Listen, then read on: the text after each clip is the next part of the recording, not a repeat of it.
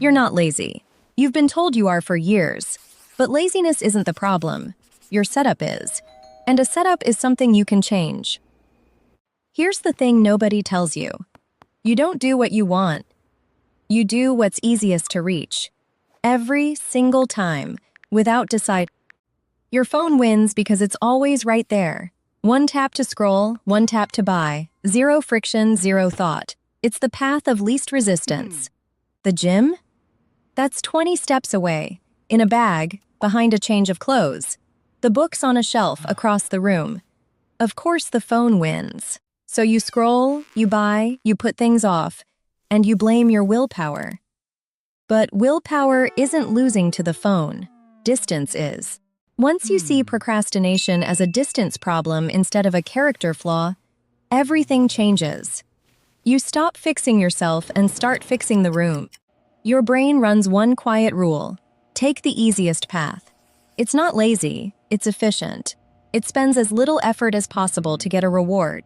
So whatever is closest and easiest becomes the default. Not what's best for you, what's nearest to your hand. Proximity beats intention. The phone is engineered to be that nearest thing. In your pocket, on the table, by the bed. Always one reach away. Always frictionless. Meanwhile, the good habits sit behind walls of tiny friction. Find the shoes. Fill the bottle. Open the app. Each step is a reason to quit. You don't feel those steps as steps. You feel them as, I'll do it later. That's just friction wearing a costume. So you're not choosing the scroll over the workout. Your environment already chose, before you were even awake. The room voted for you. Which is actually great news, because if the room decides, you don't need more discipline. You just need to rearrange the room. The whole game is this: make the good thing easier to reach than the phone. Move the friction. Let your lazy brain be lazy toward the right thing. 1. Shrink the distance on what you want to do. Put it inside arm's reach, inside the 3-second zone where your brain acts without arguing. Want to work out? Lay the gym clothes on the bed the night before. You wake up and they're already in your hands. No decision left to make. Want to read more? Put the book on your pillow. Now scrolling is the thing you have to move out of the way. You flipped the friction. Guitar on the couch. Water on the desk. Vitamins by the coffee. Whatever you want more of, put it in the path you already walk. Step 2. Add friction to the thing stealing your time. The phone doesn't belong in your hand. It belongs in another room. Charge it in the kitchen, not by the bed. Log out of the apps. Delete the worst one. Make the scroll take 20 steps for once. You don't need iron discipline to skip the app. You just need it to be slightly annoying to open. A little friction kills a lot of habits. That's the whole flip. Good habit within reach, bad habit behind a wall. You've quietly rigged the room to vote the way you actually want.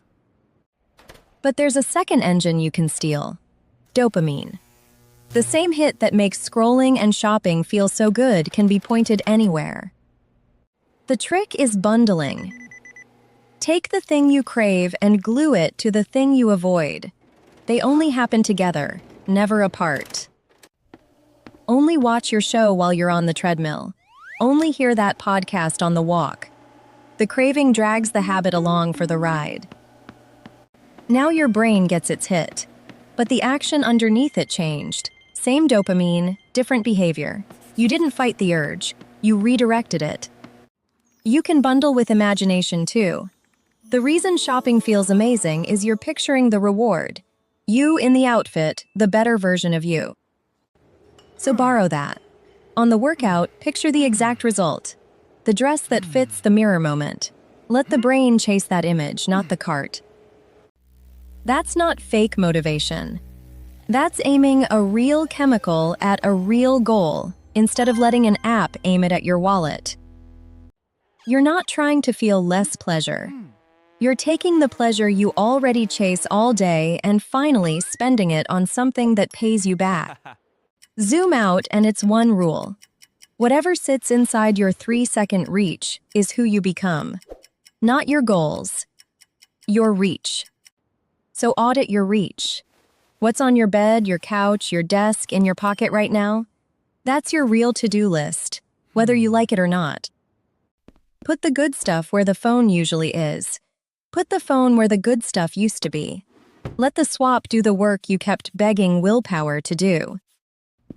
You'll still be a little lazy. That's fine. Lazy toward the book instead of the feed is a life quietly rebuilt, one reach at a time. You were never lazy. You were just out-designed by a device built to be closer than everything that matters. Now you know the move. So don't fight procrastination. Move it. Bring the good thing close, push the phone away, and let the same brain that scrolled all day finally work for you.